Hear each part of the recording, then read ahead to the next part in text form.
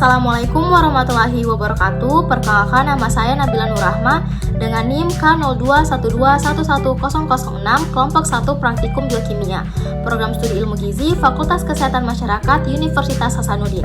Pada kesempatan kali ini saya akan menjelaskan mengenai pengujian uji ninhindrin. Uji ninhindrin merupakan tes ninhindrin yang digunakan untuk menunjukkan adanya asam amino dalam zat yang diuji, di mana dalam uji ini digunakan larutan ninhindrin untuk mendeteksi semua jenis asam amino. Nah, ninhindrin sendiri merupakan senyawa kimia yang digunakan untuk mendeteksi gugus amina dalam molekul asam amino. Nah, asam amino yang bereaksi dengan ninhindrin akan membentuk aldehida dengan satu atom C lebih rendah dan melepaskan molekul NH3 dan CO2. Nah, ninhindrin yang telah bereaksi akan membentuk hindrindantin, di mana hasil positif ditandai dengan terbentuknya kompleks berwarna biru atau keunguan yang disebabkan oleh molekul ninhindrin dan hindrindantin yang bereaksi dengan NH3 setelah asam amino tersebut dioksidasi. Nah, untuk lebih jelasnya, bagaimana sih itu proses pengujian ninhindrin? Maka sama-sama kita menyimak video berikut. Untuk membuktikan adanya asam amino bebas dalam protein, maka dilakukanlah pengujian ninhindrin. Prinsip dari pengujian ninhindrin yaitu pembentukan warna-warna biru ungu dari reaksi antara ninhindrin dan asam amino, di mana terjadi perubahan warna akibat reaksi ninhindrin dengan asam amino bebas yang semula berwarna kuning menjadi warna ungu. Semakin pekat warna ungu yang dihasilkan menandakan semakin banyak asam amino bebas yang terurai selama fermentasi, sehingga terjadi interaksi antara ninhindrin dengan asam amino bebas. Nah, asam amino bebas memiliki gugus NH2 yang tidak digunakan untuk membentuk ikatan peptida dengan asam amino lain, di mana adanya asam amino bebas pada uji ninhindrin yaitu ditunjukkan dengan pembentukan warna biru ungu pada sampel. Alat dan bahan yang digunakan dan dibutuhkan dalam uji ninhindrin adalah sebagai berikut. Yang pertama adalah alat, yaitu alat pemanas air atau penangas air, pengatur waktu, pipet ukur, pipet tetes, tabung reaksi, dan penjepit tabung. Selanjutnya adalah bahan, yaitu larutan albumin 2%, larutan gelatin 2%, larutan kasein 0,5%, larutan pepton 0,5%, dan preaksi ninhindrin 0,1%. Selanjutnya adalah prosedur kerja dalam pengujian ninhindrin. Pertama-tama, menyiapkan alat dan bahan yang dibutuhkan. Pada uji ini membutuhkan 4 tabung reaksi yang bersih sebagai wadah untuk mereaksikan antar larutannya.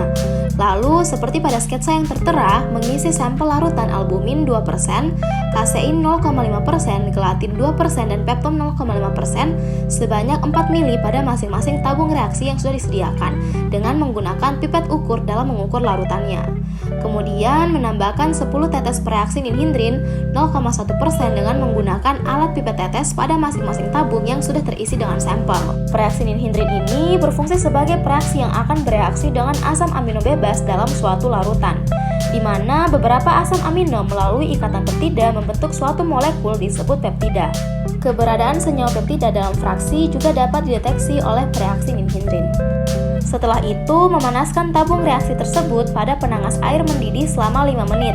Hal ini memungkinkan terjadinya reaksi kimia, yaitu bereaksinya asam amino dengan suhu pemanasan dan preaksi ninhindrin, sehingga dapat terbentuk warna pada larutan uji, serta proses pemanasan dapat membantu terjadinya denaturasi protein. Dan yang terakhir yaitu mengamati perubahan warna yang terbentuk pada setiap tabungnya. Kemudian adalah interpretasi hasil dalam pengujian ini, di mana pada tabung 1 dengan pengujian albumin 2% ditambahkan ninhindrin 0,1% dengan hasil uji positif, tabung 2 dengan pengujian kasein 0,5% ditambahkan ninhindrin 0,1% dengan hasil uji negatif, pada tabung 3 dengan pengujian gelatin 2% ditambahkan ninhindrin 0,1% dengan hasil uji negatif, dan yang terakhir adalah tabung 4 dengan pengujian pepton 0,5% ditambahkan ninhindrin 0,1% dengan hasil uji negatif.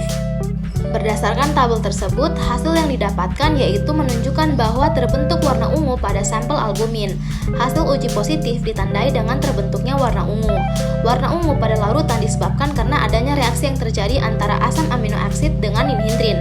Senyawa ninhindrin yang bersifat oksidasi tinggi menyebabkan terjadinya dekarboksilasi oksidatif terhadap asam amino aksid yang menghasilkan hindrindantin, CO2, NH3, dan aldehid, di mana bergabungnya senyawa NH3, hindrindantin, dan ninhindrin tersebutlah yang memberikan warna ungu pada larutan.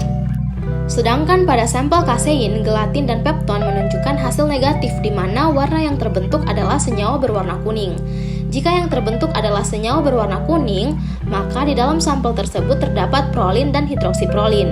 Nah, prolin ini merupakan asam amino yang paling menarik karena gugus aminonya tidak bebas seperti gugus amino lainnya dan tersusun atas cincin dengan atom karbon lain dan membentuk struktur aromatik.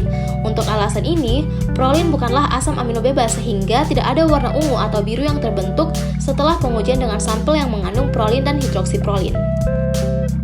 Nah, berdasarkan interpretasi hasil tersebut, saya dapat simpulkan bahwa dalam uji ninhindrin, hasil positif ditunjukkan dengan timbulnya perubahan warna larutan menjadi warna ungu, yang dimana artinya terbukti dalam sampel larutan uji tersebut merupakan larutan yang berisi senyawa protein, yaitu asam amino bebas. Dan hasil negatif yang terbentuk senyawa berwarna kuning menandakan bahwa terdapat prolin dalam larutan sampel karena prolin bukanlah asam amino bebas, sehingga tidak ada warna ungu atau biru yang terbentuk setelah pengujian dengan sampel yang mengandung prolin dan hidroksiprolin.